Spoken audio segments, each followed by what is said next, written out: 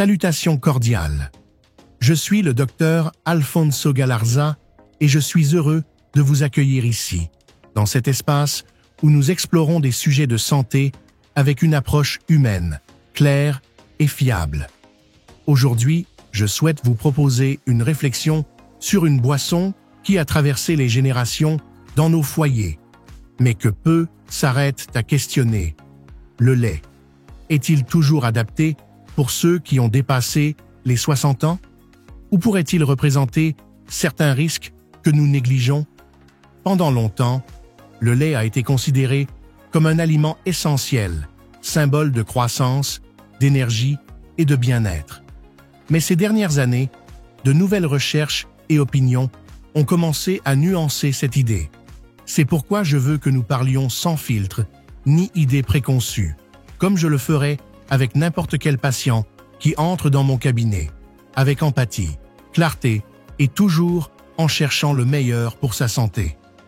Je vous invite à rester avec moi, car cette discussion pourrait transformer votre manière de voir quelque chose d'aussi quotidien qu'un simple verre de lait. Depuis des temps anciens, le lait accompagne l'être humain. Des civilisations qui ont domestiqué des animaux comme la vache, la chèvre ou la brebis le considéraient déjà comme une partie vitale de l'alimentation quotidienne. Et jusqu'à aujourd'hui, il est resté un symbole de nutrition et de soins. Sans doute avez-vous souvent entendu, pendant votre enfance, que boire du lait aidait à grandir. Mais maintenant que le corps a mûri et traverse la phase du vieillissement, une nouvelle question se pose. En avons-nous encore besoin? Au fil des années, les besoins du corps changent, tout comme la manière dont nous assimilons certains aliments. Ce qui était utile durant l'enfance ou la jeunesse n'est pas toujours aussi bénéfique après 60 ans. Alors, le lait est-il toujours un allié pour la santé ou pourrait-il devenir un problème caché? Dans beaucoup de foyers, surtout chez les personnes âgées, le lait n'est pas seulement un aliment, c'est une partie d'une routine émotionnelle. Il est présent au réveil, dans le café de l'après-midi ou comme un moment réconfortant avant de dormir. Cependant, ces dernières décennies, diverses opinions ont émergé.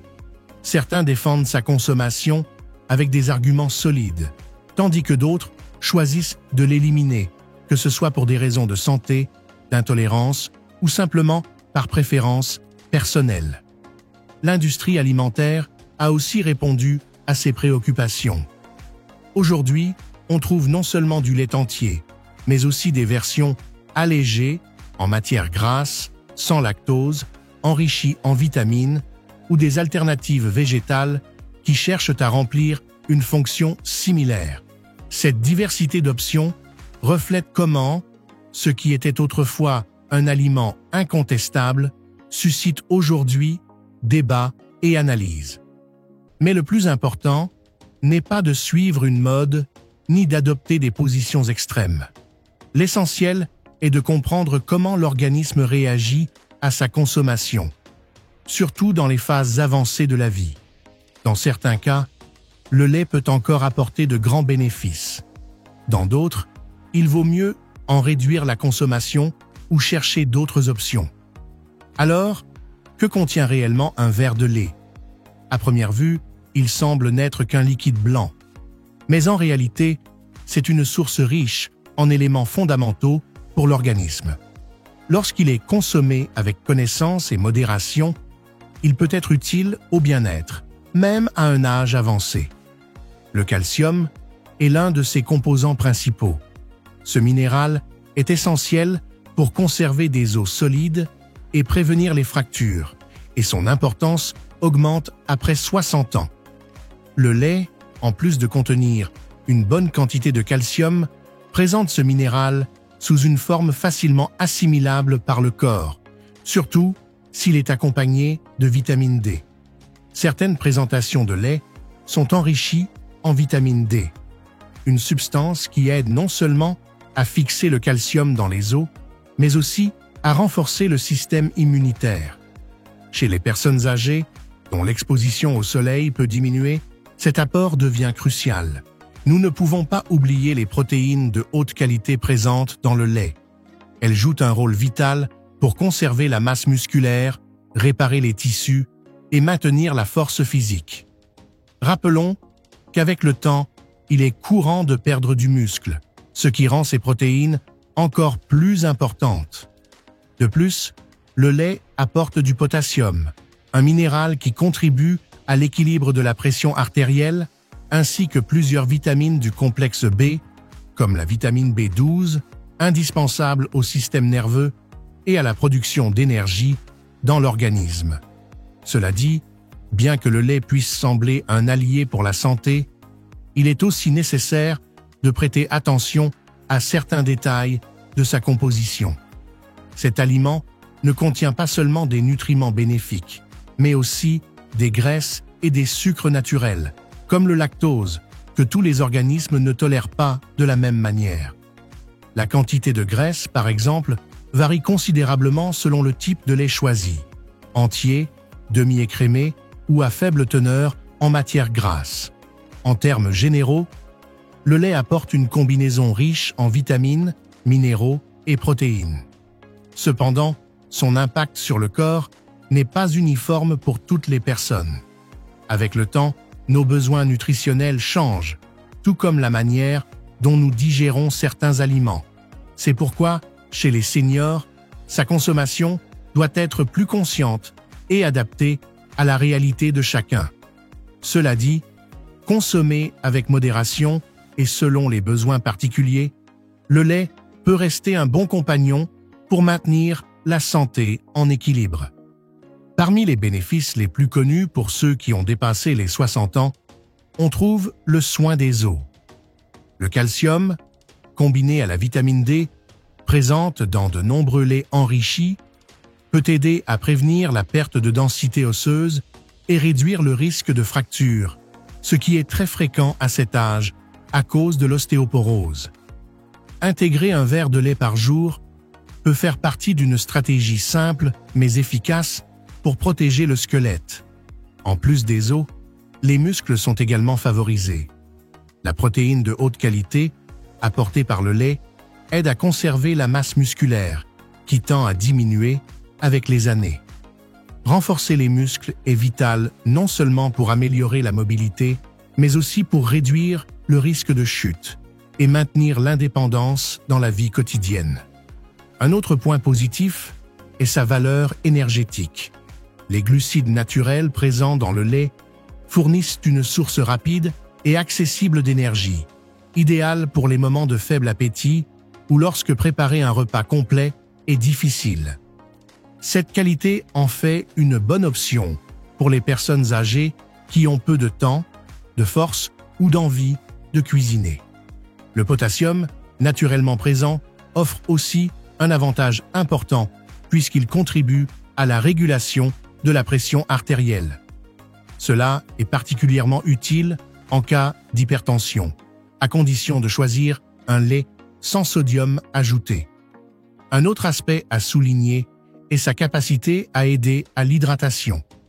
Beaucoup de personnes âgées ne ressentent pas le besoin de boire fréquemment, ce qui peut entraîner des états de déshydratation légère. Le lait, grâce à sa teneur en électrolytes, peut contribuer à maintenir une bonne hydratation, surtout pendant les périodes de chaleur ou lors de maladies bénignes. Dans certains cas, boire un lait tiède avant de se coucher peut favoriser le repos nocturne. Cela ne provient pas de propriétés sédatives du lait, mais de la sensation de calme qu'une routine réconfortante avant le sommeil peut générer. Pour ceux qui ont des difficultés à mâcher ou des douleurs dentaires, le lait représente aussi une alternative pratique et facile à consommer. Il ne nécessite pas d'effort pour être ingéré et peut faire partie d'une alimentation complète sans complications. Cependant, bien qu'il y ait de nombreux bénéfices liés à sa consommation, certains points nécessitent aussi de la prudence, surtout chez les personnes âgées. Tous les corps ne le tolèrent pas de la même façon, et connaître les difficultés possibles peut faire la différence dans une bonne décision de santé. L'un des inconvénients les plus fréquents est l'intolérance au lactose. Avec l'âge, beaucoup de personnes réduisent la production d'une enzyme appelée lactase, responsable de digérer le lactose, le sucre naturel du lait. Cette déficience peut provoquer des troubles digestifs tels que ballonnement, gaz, inconfort abdominal, voire diarrhée. Pour ces cas, il existe des options sans lactose qui conservent tous les bénéfices nutritionnels sans effet secondaire. Un autre point à considérer est la teneur en graisses saturées, surtout dans le lait entier. Bien que cela ne représente pas un risque pour tous, cela peut être nuisible chez les personnes ayant des antécédents de cholestérol élevé ou de maladies cardiovasculaires, car cela peut augmenter le taux de cholestérol LDL, connu sous le nom de POCH, mauvais cholestérol. Dans ces cas, il est généralement conseillé d'opter pour des laits à faible teneur en matière grasse, comme les versions écrémées ou demi-écrémées, toujours après consultation avec un professionnel de santé. Il faut aussi faire attention aux laits aromatisés, comme ceux au chocolat ou à la vanille, qui contiennent souvent des sucres ajoutés. Ces produits peuvent être tentants, mais leur consommation régulière pourrait affecter négativement les personnes souffrant de surpoids, d'hypertension ou de diabète. Un autre sujet qui a suscité débat ces dernières années est le possible lien entre une consommation élevée de produits laitiers et des processus inflammatoires. Certaines études suggèrent que, chez les personnes sensibles, les produits laitiers pourraient intensifier des symptômes liés à des maladies digestives ou articulaires. Bien qu'il n'y ait pas de conclusion définitive, il est essentiel d'être attentif à la réaction de chaque corps et d'ajuster le régime alimentaire en conséquence. De plus, il existe des interactions possibles avec certains médicaments. Par exemple, le calcium du lait peut interférer avec l'absorption de certains antibiotiques ou suppléments de fer, réduisant leur efficacité. C'est pourquoi il est conseillé de les prendre avec de l'eau et d'attendre au moins 1 ou 2 heures avant ou après la consommation de lait. Enfin, il est important de démystifier un mythe très courant. Le lait n'est pas indispensable pour jouir d'une bonne santé. Bien qu'il soit une source pratique de nutriments, il existe de nombreuses autres façons d'obtenir du calcium, des protéines et des vitamines essentielles. Si quelqu'un décide de ne pas consommer de lait pour des raisons personnelles, d'intolérance ou de convictions éthiques, il peut suivre une alimentation tout aussi équilibrée, à condition de le faire avec information et supervision professionnelle. Dans la partie suivante, nous analyserons comment choisir le lait le plus adapté selon les besoins de chaque personne. En effet, aujourd'hui, choisir un type de lait peut sembler plus difficile que jamais. Dans les supermarchés modernes, il y a tant d'options, entiers, faibles en matière grasse, sans lactose, enrichis, bio ou végétal, qu'il est facile de s'y perdre. Mais toutes ne conviennent pas à tous les organismes, surtout à l'étape de la vieillesse. C'est pourquoi je veux vous aider à prendre des décisions plus claires et adaptées pour votre santé et votre style de vie. Si votre organisme digère bien le lactose et que vous ne présentez pas de taux élevé de cholestérol, vous pourriez considérer le lait entier comme une alternative valable. Sa texture est plus épaisse et son goût plus prononcé, car il conserve toutes ses graisses naturelles. Ces graisses, en plus d'apporter de l'énergie, génèrent une plus grande sensation de satiété, ce qui peut aider à éviter les fringales entre les repas. Cependant, si vous souffrez de cholestérol élevé ou avez des antécédents de maladies cardiovasculaires, il est préférable d'opter pour un lait à plus faible teneur en matière grasse, comme la version demi-écrémée ou écrémée. Ces options contiennent des quantités réduites de graisses saturées, ce qui est plus adapté pour maintenir un bon contrôle des niveaux de cholestérol. Dans le cas des personnes présentant une intolérance au lactose, il est plus approprié de consommer du lait sans lactose. Celui-ci conserve presque tous les nutriments essentiels du lait conventionnel, mais il est beaucoup plus facile à digérer et ne provoque généralement pas de symptômes tels que ballonnement ou inconfort intestinal. Il est aussi recommandé de chercher des laits enrichis en calcium et en vitamine D, spécialement conçus pour les adultes âgés. Ces versions renforcent les os et stimulent les défenses de l'organisme, aidant à prévenir les problèmes osseux et contribuant au bon fonctionnement du système immunitaire. Cependant, il est fondamental de toujours vérifier l'étiquette du produit afin de s'assurer qu'il ne contient pas de sucres ajoutés, ce qui est souvent le cas des laits aromatisés, comme ceux au chocolat ou à la vanille. Et qu'en est-il des boissons d'origine végétale? Des alternatives comme le lait de soja, d'amande ou d'avoine peuvent être de bonnes options si elles sont enrichies en calcium et en vitamine D. Cependant, il est important de noter que leur profil nutritionnel n'est pas toujours comparable à celui du lait de vache. Certaines de ces boissons contiennent des édulcorants, des huiles ou des additifs qu'il est préférable d'éviter si l'on cherche une alimentation plus naturelle. C'est pourquoi l'important n'est pas de suivre une mode, mais de choisir ce qui profite réellement à votre santé. Écoutez votre corps, consultez un spécialiste et prenez des décisions alignées avec votre bien-être global. Consommer du lait de manière consciente ne signifie pas en boire davantage, mais le faire de façon plus appropriée. À l'étape de la vieillesse, les quantités nécessaires diffèrent de celles requises durant la jeunesse. C'est pourquoi la recommandation n'est pas de se remplir de verres de lait par jour, mais de l'intégrer à des moments spécifiques qui apportent une valeur nutritionnelle. Par exemple, un peu de lait le matin peut vous aider à commencer la journée avec énergie, tandis que le boire tiède le soir pourrait favoriser la relaxation et faciliter le repos. Vous n'avez pas besoin d'une grande quantité. Même un demi-verre mélangé avec des céréales complètes, de l'avoine ou des fruits suffit pour profiter de ses bienfaits. Vous pouvez aussi l'inclure dans des recettes comme des crèmes, des soupes ou des purées, ce qui permet de savourer ces nutriments de façon pratique sans le consommer directement. Si vous prenez des médicaments, notamment des suppléments de fer ou certains antibiotiques, il est conseillé d'attendre entre 1 et 2 heures avant ou après la consommation de lait.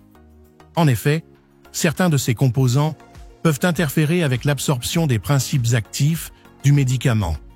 La clé réside dans la régularité avec équilibre, pas dans l'excès. Plus ne signifie pas toujours mieux. Et pour conclure cette réflexion, je veux vous laisser avec un message sincère. Aucun aliment n'est complètement bon ou complètement mauvais en soi. Tout dépend du contexte, du corps qui le consomme et de la manière dont il s'intègre dans une alimentation équilibrée. Chez certaines personnes âgées, le lait peut être une ressource précieuse pour maintenir des os solides, préserver les muscles, s'hydrater et se sentir réconforté. Pour d'autres, il n'est peut-être pas nécessaire, surtout si elles obtiennent déjà ces nutriments par d'autres aliments. Ma recommandation, en tant que professionnel de santé, est de ne pas vous laisser guider par les modes ou par des peurs infondées. Écoutez ce que votre corps vous dit. Consultez votre médecin de confiance et construisez un régime qui vous correspond. Si vous décidez d'inclure du lait, faites-le intelligemment. Choisissez le type le plus approprié et consommez la quantité dont vous avez réellement besoin. Je suis le docteur Alfonso Galarza et je vous remercie sincèrement d'avoir partagé ce moment avec moi. N'oubliez pas que prendre soin de votre santé n'est pas un acte ponctuel, mais une démonstration de sagesse quotidienne. À une prochaine occasion.